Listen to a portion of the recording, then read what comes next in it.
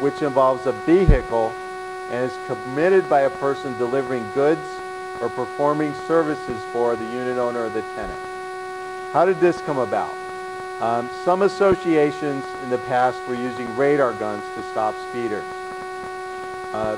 They had a radar gun. They got the UPS guy for speeding. They found out where he was delivering the package to, and they sent a speeding violation, notice of hearing, to that unit owner. Said, your UPS guy was speeding, you're responsible. Well, they complained about that, of course, and that happened in more than one instance. Originally, this bill had a provision in it that said we're not going to allow radar guns in associations. And a lot of associations, particularly the larger ones, will use radar guns to stop homeowners from speeding. So they wanted to keep the radar guns. So what we got instead was this law, and basically it says you can't find a homeowner for a violation of the rules of the governing documents committed by their delivery people or people providing services to that homeowner. Sounds reasonable to me because you really have no control over what that person does.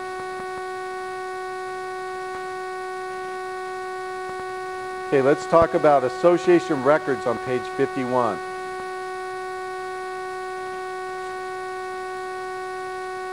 Association records have to be located within 60 miles of the physical location of the community.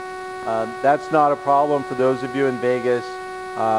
Sometimes it's a problem for communities in Laughlin or Mesquite when the manager's office is located here. So those managers would have to set up an office in those cities or within 60 miles. Three things that the board's not required to produce with regard to association records. We've always had the law that they're not required to produce records relating to another homeowner. There's been some addition to that. That includes architectural plans or specs submitted by a unit's owner during the architectural approval process. So if I want to build a pool and I submit those plans to the ARC committee, you're not allowed to produce those plans to any other person or entity. They're privileged. They don't get produced to anyone. Other things included the personnel records of the association employees, and then we have a new addition. Any document, including minutes of the meeting, reserve study, and budget, if that document's in the process of being developed for final consideration by the board and has not yet been placed on the agenda for final approval. This has caused a little bit of confusion too, because the law elsewhere says you have to produce the minutes or a summary of the minutes within 30 days. Some associations meet quarterly. They don't have their minutes approved until 3 months later, 100 days later. So what we're telling people to do is stamp those minutes as a draft, try to produce them within the 30 days. Just make it clear that they're not yet approved and they're a draft. And I think you'll be okay.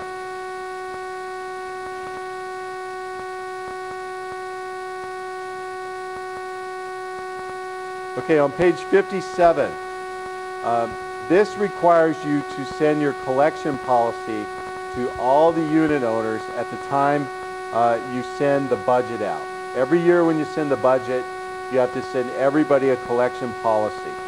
And that collection policy has to state the association's policy regarding the collection of fees, fines, assessments, the responsibility of each unit owner to pay those fees and assessments, and the association's rights concerning collection. That's something that your management company is going to prepare for you, and I'm sure they'll send it out with your annual budget. So it's not something the board really has to worry too much about.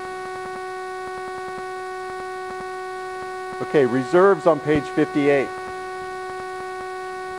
The law was amended about 6 years ago, I believe, to provide that the association shall provide adequate reserves funded on a reasonable basis. That's still the law today. But we ran into some problems with associations where their CC&Rs said you can only increase assessments 10% a year or 15% a year. And we got the question all the time is, in order to fund our reserves, we're going to have a 20% increase. Our CC&Rs say we can't do that without a vote of the membership. Well, we were advising people all along that since the statute says you shall fund your reserve, you have to do it. And you don't have to get the vote, even though your governing documents say you can't increase it by 20%. Well, the law's now been changed to say, regardless of any provision in the governing documents, you have the right to fund the reserves, and you can increase those assessments or do a special assessment as necessary to fund your reserves. Okay, let's talk about operating accounts on page 61.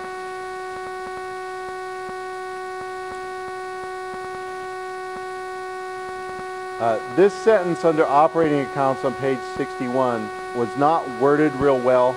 I've read it about 100 times to try to decipher what it meant. And I know what I think they meant.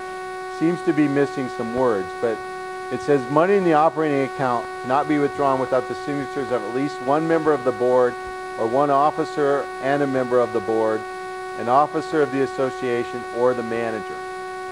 My interpretation is they want 2 signatures on withdrawals from the operating account. It's a real good idea. So you should have a board member and officer, or a board member and the manager both signing that check.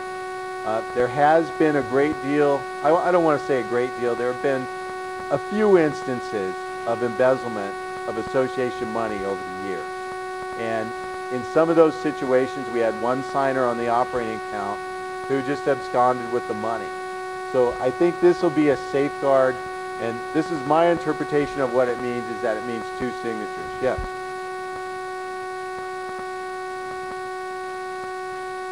That's a good question. Do they mean the actual physical manager who is on that account, or do they mean the management company? Because a lot of times the person signing those checks could be the owner of the management company or the person in the management company who handles the checks. So what do they mean? I'm not sure.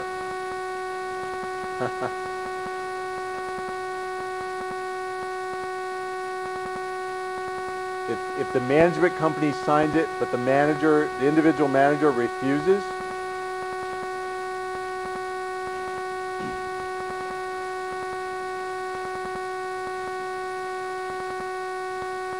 I think that's okay. I think the key here is that we're having more than one signature. 2 people have to agree, and one of them has to be from the board that yes, we're signing this check, this is a legitimate expense. So I think that's the key, and it's common practice that the actual manager on the account's not always the one signing the check. So I think that's fine. Again, what we're looking for here is to prevent someone from ripping off the association. It's a lot harder to get 2 people to agree to it than for one person to do it. So they're looking for 2 people to sign those checks. Financial institutions on the bottom, page 61. A financial institution that holds the association's money has to be either located in Nevada or qualified to conduct business in Nevada or consent to the jurisdiction of Nevada. It can be one of the 3. They've expanded the places where you can invest association money. In the past, it said FDIC insured accounts. That was very limited. A lot of people wanted to put it in treasury bonds or credit unions. And what we've got now is a list here on page 62. FDIC accounts, National Credit Union Share Insurance Fund accounts, Securities Investor Protection Corporation accounts, private insurers approved pursuant to NRS 678. NRS 678 is the credit union statute. Some credit unions are insured by private insurers. We've also got item C, government security backed by full faith and credit of the government of the United States. So it gives you some options. They're all low risk investments. Unfortunately, they're also low yield investments. But the intent here is that the association money be preserved and not be lost. I've seen instances in the past where boards were day trading with the association's money